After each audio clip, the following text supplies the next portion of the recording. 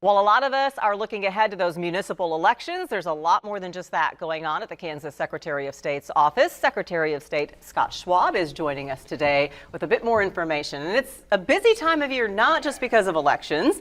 How involved is your office in municipal elections that we're seeing right now? This is the time of year we're a little bit more hands-off, and so we're watching how new clerks handle the smaller election and how new processes and equipment that have been introduced, how they're handling the load of the local election, because we hear next year there's a pretty big election coming with the 2024 presidential election year. So we're kind of more hands-off and observing at this point. We don't even certify this election, the local counties do. But with a lot of new clerks, there's still federal and state laws you have to obey, and we're always answering the phone and helping our local elected officials get the things done within the rules and the guidelines provided by statute. At the same time, as the state elections official, you are concerned about voter turnout. So what's your pitch to folks out there? Why are these races so important? They really are. We always focus, and again, next year's a presidential race, but the presidential races, whoever's going to be president is going to affect things on a global level. This is, for example, I tell 18-year-olds this all the time. You don't vote for school board members, but your school board took away sports one year, remember? This is your chance to say whether or not you agreed with that. And once you're 18, you are now a shareholder in your community. And if you don't vote, somebody else's vote gets more credit. And why would you want to do that? And so the other thing we always encourage folks to do is be a poll worker. If you just think, there's voter suppression or there's voter fraud, be a poll worker. Learn the system, and especially younger folks, because we do use technology in elections. Just helps us keep integrity, because avoid human error. And teenagers are great with technology. It's so intuitive to them. So if we don't know where we're voting, how do we learn that? Well, you can go to our website, sos.ks.gov, click on the elections tab, and then you can go all the way down to each county. Office is listed and who the county clerk is, their website, and how to contact that county clerk in that county. You also have the really short votekansas.gov. Yes, that's a simple one, votekansas.gov, and that's a more new one, so I forget to introduce that, and staff sometimes gets frustrated that I forget that. But the importance of that is, one, it's really simple for you to view your information and update your voter registration. Now, granted, the registration deadline's already cut off for this election, but that's always handy going forward. And the other nice thing about it is it says .gov. If it doesn't say .gov, it didn't come from our office, so we tell folks don't trust it. That's a good thing to remember.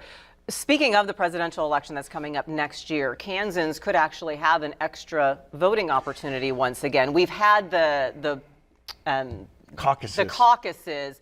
What could be happening in terms of bringing back an actual primary? Yeah, so the legislature, I always enjoy this. I had a really contentious primary and a contentious general election last year when I got reelected, and both criticized my ability to administrate elections. And then all of a sudden they became chairs of the respective parties. And then they asked us to do a brand new election because they conceded that we do elections better than they could do. So I take a little victory lap on that. But yeah, in March, there's going to be a presidential preference primary. And the reason why it's a preference primary, normally when we have a primary, whoever wins the primary, their name is on the ballot. In November, here that may not be the case. As a matter of fact, the person who wins the votes for their respective parties may not even be in the race by the time the election happens, because we don't know what's going to happen Super Tuesday. So it's a hit or miss, but the legislature wanted to give it a try. So March 19th is when it may happen, but what's the deadline to watch for in terms of whether it actually will happen for whatever party you happen to be registered? They have to the end of the year to opt in. If they don't opt into the presidential preference primary, they're already out. The Libertarians are not in. It's just the Democrats and Republicans. So we'll keep an eye on that deadline to see whether they in fact move forward. There's more than elections that fall under your office. We also have business filings, and there is a change that's coming. What's going on with the business filings in your office? So this is really a funny story. I was having breakfast with two former secretaries of state of Kansas, Jack Breyer and Ron Thornburg. And Kansas was the first state to use computers to tabulate election results. Back in the day, the county would write it on a board, call it to Topeka. They'd write it on a board, reporter would write it on a notepad and call it to the station. Well, he said, we'll charge the press access to these computer terminals, and we'll just give them the results 15 minutes before we give it to the public. IBM was so concerned the CEO was in the Capitol that day with a rudimentary cell phone, so he could get a programmer on call if he needed it.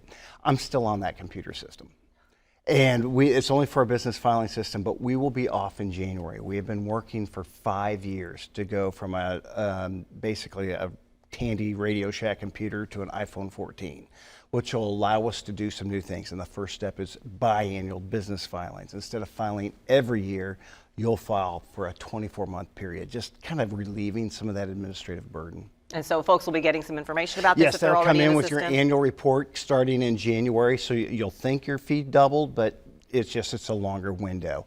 And then eventually we'll have our business one-stop operating through that system. So when you do start a new business, you'll fill out the wizard and then all your permits come to you as opposed to going to each silo of government. Well, in January is when that starts, so I'm sure a lot of people will be excited about that. Doing what we can. Secretary of State Scott Schwab, appreciate the update, and Yes. everyone vote November 7th. Yes. Appreciate it. Thank you. Well, there is a one-stop shop for seniors to get connected with their community resources. We'll tell you about it next.